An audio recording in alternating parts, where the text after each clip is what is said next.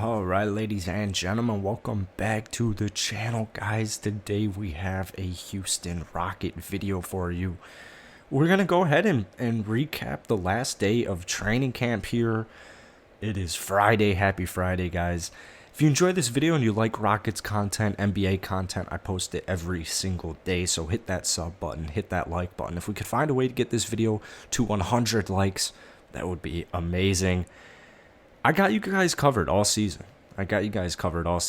So let's get into it. Today was a big, heavy one-on-one day, and I gotta say, man, I'm impressed by two people specifically, mainly because it was the easiest to kind of find online, find on the internet, but man, let's start it off with Kevin Porter Jr. because I made a video from KPJ a couple of days ago, actually before Media Day started. It might have actually been on, I think it was on Media Day. I made a video saying Kevin Porter Jr. is about to turn some heads this season. I fully anticipate it, not only because kind of what he was saying at his Media Day presser, where it was like, basically Houston means so much to me. Like, not necessarily like they saved my life, but like he'll just forever be grateful for Houston and everything they've done for giving him this opportunity, giving him essentially like the keys to the city in wake of James Harden trade. It's really cool to see, to just have such a young player. And the best part is it's not like it's just Kevin Porter Jr. embracing this new Rockets identity. It's the entire, not only just the player, it's every single player. It's every guy in the organization. It's all the fans. Everybody is fully on board for this new Houston Rocket era of basketball. And KPJ has been given the keys. He's going to be the main headway guy who, he's going to lead us, man. He's going to lead us, and he's so young. So it's just really cool to see that leadership and just that maturity at such a young age. He's been through so much already. I feel like he got we don't really know the full situation, I guess, per se, but from what you can, research on the whole KPJ and Cleveland situation, like, they just did him dirty. Like, they just straight up did him dirty in Cleveland. Seems like he had no future in Cleveland whatsoever, and it honestly made no sense because he is a hooper. He is still super young, and it just, I don't understand that. But today he had a very impressive training camp all around. But I would say today there were just numerous videos. If you guys want to go on my Twitter, it's just my YouTube username with an underscore in the middle, so Will_Upton. The link's in the bio, but man, like, it's just so effortlessly. Basically, they'll get the ball, and you'll have, like, some guy counting down from 5 seconds. Just counting down from 5 seconds, and whoever scores keeps the ball, next person in. If you don't score, you're out.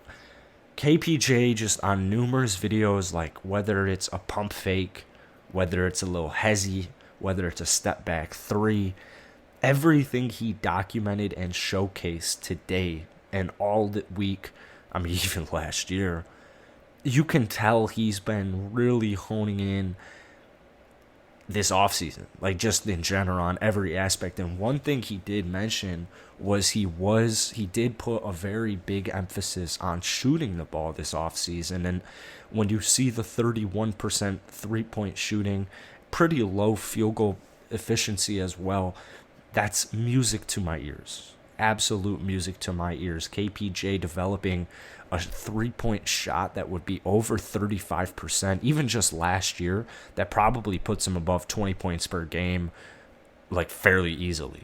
So, being the starting point guard, improving his shot, he just has so many just intangibles, man. I'm telling you, like, this kid is, I don't know if he's ambidextrous or what, but everything with his right hand is so seamless. Like, there's this one video that I'm talking about from my Twitter where KPJ gets whoever was defending him with a pump fake. I can't remember who it was. Maybe it was KJ. I don't remember who it was.